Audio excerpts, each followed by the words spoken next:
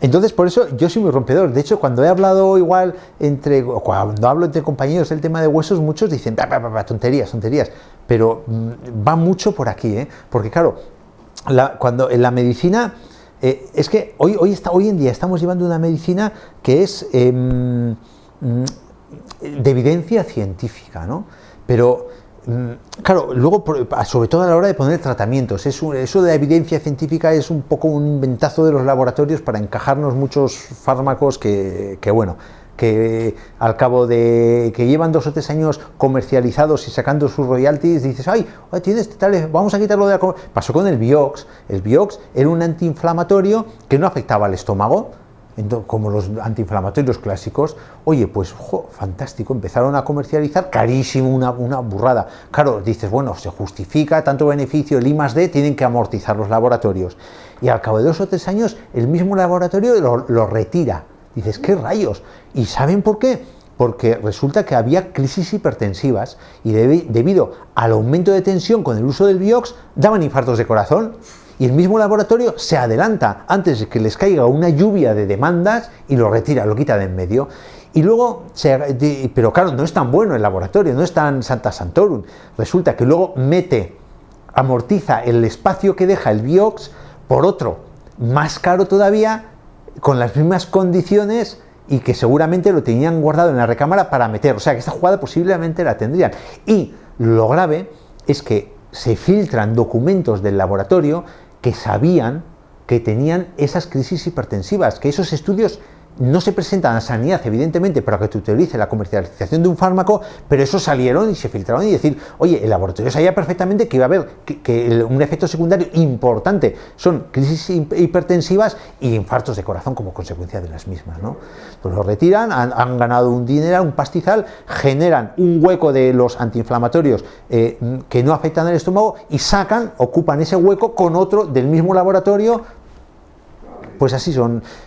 Ahí hay mucho, de esto hay mucho. Lo que pasa es que muchas veces es mejor no hablar porque, claro, eso es como cuando hablamos en la sociedad con la crisis de los bancos. Dices, el sistema bancario nos está matando, pero es que es lo que mantiene también la dinámica actual social. No puedes dejar caer los bancos. Dices, está mal, pero no queda más remedio, ¿no? Dices, esto se sabe que se hace este tipo de prácticas en laboratorios, pero no queda más remedio porque son los que hacen la investigación y sacan fármacos que efectivamente muchos también son muy beneficiosos, ¿no? Entonces yo cuando el tema de los huesos, claro, dices, claro, cuando hablas de huesos tienes un poco 3 cosas diferentes, ¿no? Por un lado está lo que se llama la artrosis, la reuma, ¿no? Que eso es realmente, la artrosis es el desgaste articular. Es pues cuando tú usas mucho una articulación, pues se va perdiendo el cartílago que hay entre hueso y hueso, que permite que haya un movimiento del hueso sobre el hueso sin fricción, se va gastando, se va perdiendo un líquido que hay dentro y el cartílago se gasta y bueno, pues eso es cuestión de años o de exceso de trabajo, influye, ¿no? Luego está lo que es la artritis, que eso son palabras mayores, la artritis, que la artritis es una inflamación de las articulaciones, pero normalmente la artritis, cuando hay esa inflamación en las articulaciones, destruye el cartílago. Cuando hay una crisis artrítica, un codo con artritis se pone gordo, hinchado, con calor, no lo puedes mover, solo con mirarlo te duele. Cuando remite eso, con medicación o sin medicación, pues ya te ha generado una serie de lesiones del cartílago muy perniciosas. Y la artritis suele ser una respuesta de tu cuerpo frente a tus propias células. Es una respuesta autoinmune. Es como si se hubiese vuelto loco el sistema defensivo y en vez de atacar a lo que considera extraño, ataca a esas células que son suyas. ¿Y por qué se puede volver loco? Pues por 1000 motivos. Porque igual en la alimentación o en el ambiente hay alguna molécula química que la metes, entonces como es ajena a ti, el cuerpo se defiende generando anticuerpos y defensas y resulta que esa molécula externa ajena igual tiene mucha similitud con la molécula de cartílago y esa persona en especial pues desarrolla también una reacción cruzada frente a esas células del cartílago y te destruye. Eso es horroroso. Así como la artrosis es un dolor que al principio del movimiento es como una bisagra que está encallecida. Te duele al principio, cuando llevas un ratito moviendo ya se te calma el dolor, no cursa con inflamación, con calor. La artritis no hay manera de mover porque tienes una inflamación tremenda, no puedes mover el brazo. Y luego está, por poner, es una pequeña clasificación que hago a petit comité, y luego está lo que es la osteoporosis, que ya es... El desgaste ya no compromete las articulaciones, sino que compromete la caña del hueso. Es decir, por un lado está el hueso y luego está donde la junta, entre comillas, donde articula, que son las articulaciones donde articula con otros huesos. Pues la caña del hueso, lo que es la estructura del hueso, cuando... el hueso tiene una estructura trabecular, es decir, imagínense aquí unos andamios de obra pues en 3 dimensiones, entonces eso es, Jesús, la estructura del hueso, y en esos andamios, no es así, pero para que me entiendan, se va depositando calcio, vitamina C, magnesio, y se va dando sílice, se va dando una consistencia en ese andamiaje, ¿no? Entonces es cuando se empieza a perder calcio. No solo calcio, también se pierde, evidentemente el hueso no se vive de calcio, el hueso vive de magnesio, el hueso vive de boro, el hueso vive de sílice, de zinc, de vitamina C que interviene en la estructura cartilaginosa. Entonces se va perdiendo y se va quedando pues muy débil. Eso es otro elemento, ¿no? Entonces, sobre todo, lo que voy a desarrollar ahora afecta sobremanera a la causa de que tenemos detrás sobre la artrosis y sobre la osteoporosis. Porque claro, cuando hablamos de esto, de huesos, tengo una artrosis, tengo un desgaste de huesos, tengo una descalcificación o una osteopenia, que es el paso previo a la osteoporosis, ¿no? Es decir, ¿de dónde? ¿Por qué? ¿Por qué se produce? Lo importante en medicina es siempre plantearse el porqué de las cosas. Para tú hacer un buen diagnóstico, un buen tratamiento, tienes que hacer un buen diagnóstico. Y para plantear un buen enfoque, tienes que hacer el enfoque de los porqués, no limitarte a decir, oye, tengo artrosis, me duele la rodilla, antiinflamatorios, vale, analgésicos, vale. Pero eso no es el planteamiento de fondo, ¿no? De hecho, ahora están saliendo una serie de medicamentos que están yendo a la causa. De hecho, hasta ahora, para tratar los problemas de huesos había antiinflamatorios, analgésicos, y ahora ha salido un grupo nuevo de medicamentos que se llaman medicamentos que modifican la evolución de la enfermedad artrósica. O sea, que ya estamos reconociendo con esos nuevos medicamentos que no solo actuamos sintomáticamente, sino que podemos actuar en el fondo de la cuestión. Como es, y ahí está metido el sulfato de glucosamina, el condroitinsulfato, por cierto, productos totalmente naturales, el antiguo cartílago de tiburón que se comercializaba, que curaba todo, tonterías. Se ha visto que el cartílago de tiburón es rico en sulfato de glucosamina, condroitinsulfato, y tiene un efecto muy positivo a la hora de parar la evolución de un proceso artrósico de desgaste y osteoporótico también, cuando se usan en conjunto. ¿Por qué osteoporosis? Vale, la artrosis lo entiendes porque el sulfato de glucosamina, condroitinsulfato, es parte fundamental del cartílago, donde los huesos se mueven, parte fundamental. Pero resulta que la estructura trabecular es una estructura que también tiene tejido conectivo, y el tejido conectivo tiene, entre otras cosas, sulfato de glucosamina con condroitinsulfato. Y ya no solo se ha visto que mejora en micras el tamaño del cartílago en las articulaciones, ese tipo de productos, sino que encima, usados en conjunto, disminuye la osteoporosis. Es algo sorprendente. Eso ha sido un efecto colateral, entre comillas, beneficioso, que ha salido a posteriori en los estudios de ese tipo de productos. Total, que me voy del tema. Entonces, el por qué se producen los problemas de huesos. Dices, pues mira, siempre se dice, oye, por la edad. Vale, por la edad. Eres mayor, te gastas, y con la edad. Pero yo cuando empecé a hablar la difusión de medicina, yo empecé a hablar en centros de jubilados en Pamplona, y siempre cuando planteabas el tema tenías más de un abuelito igual que tiene 90 años y dices, oye, yo no sé lo que son los huesos. Dices, rayos, si fuese la edad causa de tal, entonces todo el mundo que tenga edad tal tendría problemas de huesos. Y no es así. No todo el mundo de edad tiene problemas de huesos, con lo cual debe haber algún otro factor, aunque influya. Dices, vale, el trabajo. Oye, yo he trabajado como un lobo de mar en un mercante o pescando, y claro, la humedad y tal, he trabajado mucho, físicamente he movido mucho mi articulación y la he gastado. Dices, sí, pero luego también tienes otros elementos que han trabajado como tú y no tienen ese problema de huesos, que sí es cierto que puede influir, evidentemente que influye, pero eso, si fuese patognomónico del problema de huesos, el exceso de trabajo, todo el mundo que ha tenido exceso de trabajo, y hasta ahora, que ahora somos unos comodones, unos señoritos, ha habido exceso de trabajo y tienes personas que no tienen problemas de huesos. Lo veo yo en mis pueblecitos. Y luego, otra cosa, el frío, lo que he comentado, oye, pues por el frío, entonces todos del norte estarían ateridos con sus huesos, y no es así. Podemos echar todo lo que queramos, pero siempre eso puede ayudar, puede colaborar en que progrese un proceso, pero la causa de todo, en el fondo, lo que está es el terreno, que el terreno es las predisposiciones internas que tú tengas para padecer o no padecer problemas de huesos, las predisposiciones que tengas para que, sobreañadido un exceso de trabajo o sobreañadido una longevidad, tú tengas un desgaste mayor o menor. Entonces, en el terreno influye mucho un elemento fundamental para el problema de huesos, se llama riñón. O sea, no va a haber problema de huesos si no media un problema de riñón de por medio. ¿Por qué? Me explico. Es muy sencillo, además. El riñón, una cosa tan tonta, sí. Por eso es el riñón. ¿Qué es el riñón? El riñón es una habichuela. Este tiene el tamaño de un puño. Tenemos a esta altura y a esta altura, son 2 riñones, y la única función que tiene, básicamente, es la de ser un gran colador que filtra la sangre.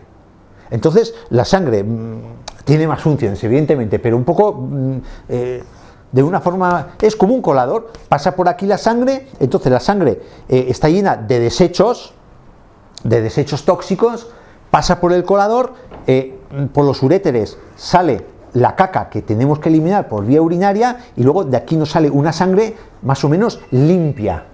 De hecho, cuando fallan los riñones, es una insuficiencia renal, los pacientes, para poder pervivir, tienen que estar en diálisis.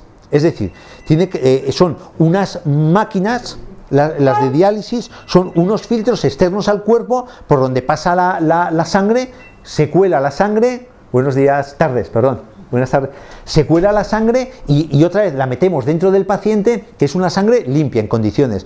¿Y qué pasa si nosotros analizamos?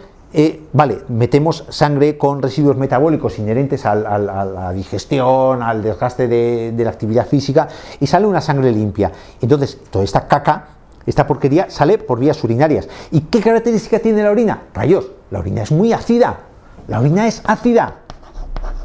¿Por qué es ácida? Porque tiene muchos desechos metabólicos. Es ácida porque tiene, por ejemplo, ácido úrico, tiene creatinina del metabolismo de las proteínas, tiene ácido pirúvico, ácido láctico del metabolismo de los glúcidos. Entonces, eliminamos una orina ácida. Pues miren, ¿qué ocurre si tenemos una pequeña disfunción? Mínima, pequeña. Imagínense que funciona al 1% menos. Funciona muy bien el riñón, al 99%, a pleno rendimiento, perfecto, pero hay un 1% que nos cojea. Pues resulta que vamos acumulando un 1% de residuos ácidos en la sangre. Rayos, y esto no pasa nada porque tengas un día, una semana, un año, pero esto a lo largo de los años, pues resulta que ese acúmulo, esa pequeña acidez que pasa a la sangre, pues el cuerpo se tiene que defender de ella. Hay una cosa que se llama, que es la acidez se mide por el pH de la sangre, ¿no? El nivel de acidez.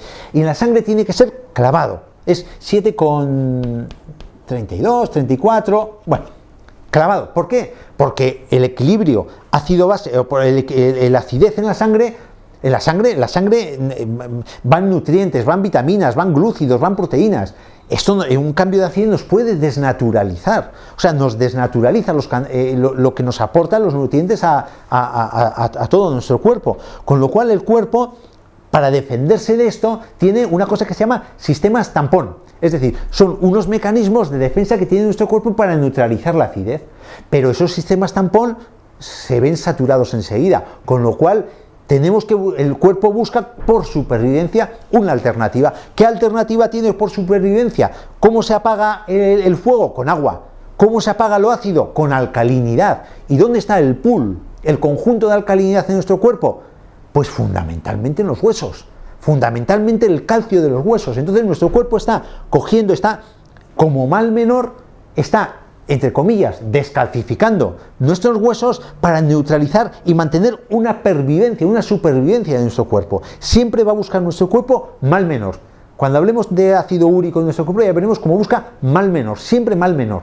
Entonces eso va a permitir una supervivencia, pero claro, a costa de los niveles de alcalinidad en nuestro cuerpo. Y si a esto Claro, dices, pero ¿cómo? Los riñones, una persona te puede decir, porque cuando hablamos de poner un riñón que funciona mal, enseguida ya, pum, nos vamos a la insuficiencia renal. Dices, claro, es que no filtras, te intoxicas, tal, pero no necesariamente tenemos que hablar de insuficiencia renal. Un riñón puede funcionar mal cuando, por ejemplo, retiene líquido esos riñones. Eso puede ser indicativo de que funciona mal. ¿Qué es retener líquido? De que tú por la noche, ahora no sé en paranoia, si a alguno le ocurre, que si tú por la noche te vas a la cama y tienes los tobillos hinchados como botas, dices, ahí va, o me deja el calcetín, me deja una marca, y por la mañana me levanto y los pies están enjutos, dices, ay, están enjutos, y por la noche gordos, pero en cambio por la mañana, ¿qué pasa? Tengo las manos hinchadas gordas, que me cuesta mover porque retengo líquido. El líquido se mueve por el riñón, el que gestiona los líquidos en nuestro cuerpo es el riñón. Hombre, si se te hinchan los tobillos en verano, puede ser que sea una insuficiencia venosa también, ¿no? Pero si en invierno, o en una insuficiencia de caballo, o en invierno, si se te hinchan los tobillos, rayos, igual tenemos esto. O si una persona que tenga muchas litiasis, muchas arenillas, que elimine muchos restos por riñón. Eso es que no está funcionando bien la eliminación renal. O una persona que tenga cistitis de repetición. ¿Por qué tiene cistitis de repetición? ¿Por qué tiene muchas infecciones de orina? ¿O por qué tiene nefritis de repetición? Esa persona también puede estar con problemas de, sobre todo, la retención de líquido. Porque claro, no solo se retiene líquido, estamos hablando que retenemos líquido, pero con un exceso de acidez, ¿no? Esa neutralización de la acidez, insisto, va a costa del conjunto de nutrientes que son necesarios para la pervivencia del hueso. Eso por un lado.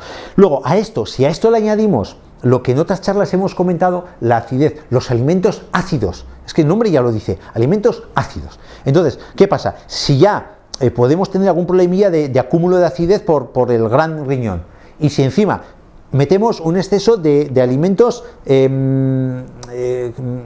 azúcares, por ejemplo, que el azúcar en sí fuera no es ácida, pero el metabolismo del azúcar es muy ácido, el metabolismo de los glúcidos es muy ácido, genera mucho ácido pirúvico, ya he dicho, genera mucho ácido láctico el metabolismo de los glúcidos, y eso, cuando tienes un exceso también de carga renal, pues hay más posibilidades de que no cumpla la función que tiene que cumplir el riñón, porque claro, tú por ejemplo tienes unas capacidades físicas de transportar todos los días 10 sacos de una habitación a otra, dices, vale, mi trabajo es, pero un día te ponen 12, vale, pues igual lo llevas, otro día lo llevas, pero va a llegar un momento que no lo puedes llevar, que te agotas, porque estás por encima de tus posibilidades físicas. Entonces, cuando le metes más carga de trabajo a un órgano, llega un momento que deja de funcionar al ritmo que tiene que funcionar ese órgano. Entonces esto, buenos días, buenas tardes. Entonces esto influye en este acúmulo añadido aparte de que cuando metabolizas generas mucha acidez, necesitas neutralizar esa acidez y necesitas que este señor, el riñón, te funcione mejor para eliminar toda esa acidez en el cuerpo, ¿no? Y cuando dices azúcares, hombre, normalmente el consumo de azúcar aceptado y moderado suele ser 1 gramo de azúcar por kilo por persona, por día y por persona, ¿no? Una persona que pese 80 kilos, pues 80 gramos y ya vamos tirando para arriba, puede ser asumible, ¿no? Y vamos tirando para arriba, ¿no? Pero bueno, normalmente es que tomamos más de 80 gramos. ¿Por qué? Porque aparte del azúcar, igual nos echamos al cafelito rico, tenemos que hasta las conservas, cuando tú miras las conservas, las latas en conservas, llevan azúcares. Dices, vale, sí, como conservante, bla, bla, bla, bla. Todo lleva azúcar. Cualquier cosa que mires en la composición, azúcar, azúcar, azúcar, azúcar. Alimentos precocinados, y hoy se comen muchos alimentos precocinados, alimentos preparados para meter al microondas, todo, y ya digo, alimentos que son salados teóricamente llevan también azúcar. Y luego que hoy en día la sociedad, pues mira, el estrés al que estamos sometidos, tan brutal, pues hace que muchas personas tiendan a comer dulce, porque el dulce aumenta la serotonina, y la serotonina aumenta la dopamina, y eso es son neurotransmisores que te dan felicidad, que te dan plenitud. Entonces, pues por eso dicen que la señora es la típica mujer de Almodóvar, mujer fatal, que se atiborra de dulces. Pues es eso, simplemente va buscando químicamente una estabilización química que le dé una sensación de equilibrio emocional, ¿no? Total, que cuando hablamos de la dieta mediterránea, los alimentos refinados también. Entonces, claro, esta acidez, aquí nosotros la neutralizamos con lo alcalino de nuestro cuerpo, pero ese exceso de acidez metabólica son radicales libres generan muchos radicales libres, lo podemos ver, lo podemos también neutralizar pues con nutrientes como minerales, como vitamina C, vitamina E, con zinc, con selenio, que eso va en una dieta mediterránea, como hemos hablado anteriormente, muy rica en verduras, muy rica en fruta, unos determinados métodos de cocción que no estropeen los nutrientes que estamos metiendo en esas verduras, en esas viandas, y desgraciadamente eso no lo tenemos. Eso tampoco lo tenemos hoy en día. Y porque no se come la fruta y la verdura que debemos comer, ya no hay tiempo para hacer un puchero, no hay tiempo para hacer un cocido. Y luego la carne, el pescado, rayos, pues cuando hablas de pescado, a las embarazadas le están quitando el pescado azul porque está lleno de metales pesados como el plomo y como el mercurio y como el arsénico del mar. Entonces, ¿qué nutrientes estás metiendo, no? Cuando metes un filete de ternera, que coges el filete de ternera y lo echas a la sartén y empieza a saltar porque es solo agua, porque están engordando las vacas reteniendo agua, los ganaderos, para hacer lo que antes era 10 meses de crianza, ahora que sean 6. Entonces, claro, ya no aportas la riqueza de nutrientes que actuaría defendiéndonos del exceso de acidez que podemos meter por otra parte en la alimentación, y que eso nos protegería también los huesos, ¿no? Es una cadena, es un círculo que está todo encadenado, ¿no? Entonces, por eso digo que yo suelo ser muy rompedor, entre comillas, cuando hablo de problema de huesos, porque, claro, yo me voy al riñón. Entonces, cuando te viene una persona que quieres intentar ir más allá de calmar el dolor, ir más allá de... Claro, para eso hace falta voluntad. Porque el activar y el eliminar ese exceso de acidez del organismo hace falta un poquito de voluntad. ¿Cómo se puede hacer esto? Hombre, pues hay formas. Con esto, si nosotros conseguimos activar, primero, una dieta mediterránea como Dios manda, la que hemos explicado aquí, y segundo, si nosotros conseguimos activar esta función renal, cuanto más activemos e intentemos normalizar la función renal dentro de la limitación que puede tener los años con respecto a la función renal, entonces mejoraremos la eliminación de acidez por orina, que es por donde tiene que salir, y disminuiremos el acúmulo de sustancias ácidas en nuestro organismo que nos van a descalcificar. ¿Cómo se hace esto? Claro, a una persona... Yo lo que suelo recomendar, y por eso digo que hace falta implicación, porque, claro, en esta vida es lo que comentábamos al principio de charla, que esto es un sacrificio. Aquí es que llegamos a la gloria por sacrificio, ¿no? Entonces, pues, ¿qué digo yo a un abuelito? Porque, ojo, que aunque tenga 80 años puede haber una mejoría en este sentido, ¿no? Y más a una persona igual que tiene 40 años, que es cuando, a partir de los 40 es la edad del ahorro, cuando tienes, ¿verdad, padre? Cuando tienes que empezar a ahorrar en salud. Es que como no empiezas a los 40 años a ahorrar en salud, te lleva por delante esto, porque a los 50 ya es demasiado tarde para empezar a ahorrar en salud. Entonces, ¿qué recomiendo yo a una persona que me dice, oye, mira, me ha dicho el médico que tengo una artrosis de rodilla y yo soy muy joven para esto, y me ha dicho que como siga esto así, a los 60 voy a estar en silla de ruedas, que así, casos de esos, ¿no? Y dices, mira, pues empiezo con esto, cuando la persona se quiere implicar. ¿Y por qué digo cuando la persona se quiere implicar? Porque yo soy un pejigueras, y a la gente, claro, intento dar la menor medicación que pueda ser, y si podemos echar mano a remedios naturales que le van a activar esta función renal, estamos evitando, claro, un diurético tú no puedes dar un alma... ¿Por qué? Porque los diuréticos tienen sus efectos secundarios. Van a tener una depresión de potasio y van a tener una arritmia por culpa de tomar muchos diuréticos. Entonces, claro, el diurético te activa la función renal, claro que te la activa, pero a costa de otras cosas, ¿no? Pero como tenemos a nuestra disposición la posibilidad de recomendarle a esta persona, ¿qué le podemos...? Oye, mira, pues vamos a decir una cola de caballo, que es una planta de toda la vida que crece en las riberas de los riachuelos, es un helecho. Y la cola de caballo, aparte de que es riquísima en sílice, tiene unas cantidades de sílice enormes, pues es también, rayos, diurética. ¿Qué le recomiendas a esa persona? Una ortiga. No, pero no puedo comer. Hombre, hay quien la come en ensalada, la ortiga, yo no sabía. Pero en alguna ocasión me han dicho, oye, pues yo me la como en ensalada. Y dices, ¿qué rayos? En mi pueblo, en Navarra, comemos la borraja, que es una planta pinchúa, y la comemos en cocida y está buenísima, es mantequilla pura. Total, una ortiga, una cola de caballo, incluso un abedul, venga.